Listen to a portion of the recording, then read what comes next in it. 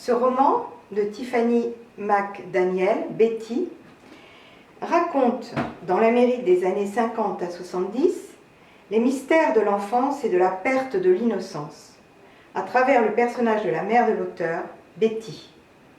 Dans l'extrait que je vais vous lire, Betty a 11 ans et doit livrer une huile fabriquée par son père Cherokee à Mrs. Pleasant. La maison de Mrs. Pleasant avait une façade en stuc, peinte d'un bleu océan tous les 2 ou 3 ans, pour que la couleur reste éclatante. Elle vivait tout près de l'école élémentaire où elle avait enseigné avant de prendre sa retraite. Depuis, elle s'était mise à cultiver des plantes grasses.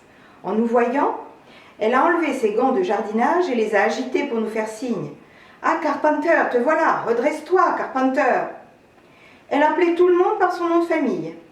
Quand j'étais avec mes frères et sœurs, il était difficile de savoir auquel d'entre nous elle s'adressait. Personne n'avait vu le visage de Mrs. Pleasant depuis des dizaines d'années. À en croire certaines rumeurs, son nez, sa joue droite et une bonne partie de son front avaient disparu. Selon d'autres, toutes ces parties de son visage étaient encore là, mais ravagées par de l'acide ou par le feu. Personne ne pouvait avoir de certitude sur les dégâts, car elle portait des masques. Faits de papier mâché, ces masques représentaient tous la même femme.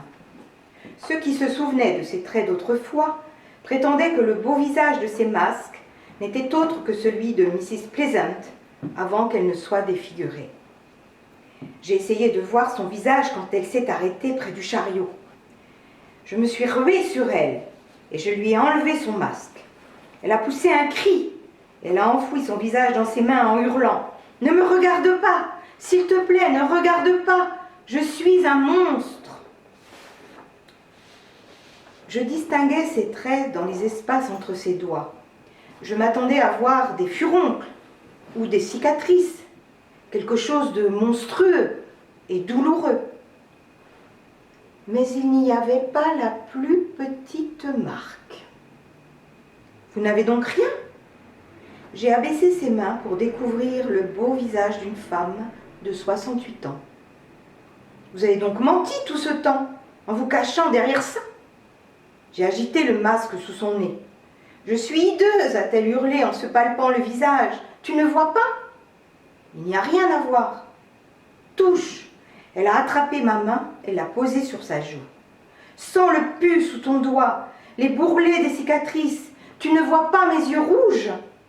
Je n'ai plus de nez, mes lèvres sont à vif, je n'ai plus rien de normal. » Se jetant sur la table toute proche, elle a pris le vase de porcelaine et l'a jeté contre le mur.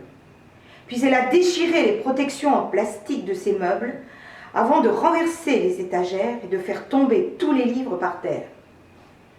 Elle a attaché, elle a arraché les draps du mur, découvrant les miroirs. Devant son reflet, ses yeux se sont écarquillés d'effroi. « Je suis un monstre !» s'est-elle exclamée en donnant un coup de poing dans le miroir. La main ensanglantée, elle a continué à saccager sa maison. J'ai serré le masque dans mon poing et me suis précipitée dehors. Quand je suis arrivée au bout du chemin, les cris stridents de Mrs. Pleasant résonnaient encore dans mes oreilles. Je me suis précipitée vers les sables mouvants et j'y ai jeté le masque. Tout d'abord, il a semblé que le masque n'allait pas s'enfoncer. Puis, lentement, il a commencé à être englouti par le sable et pour finir, j'ai eu l'impression que ce n'était pas un masque que je voyais disparaître peu à peu, mais le vrai visage d'une femme.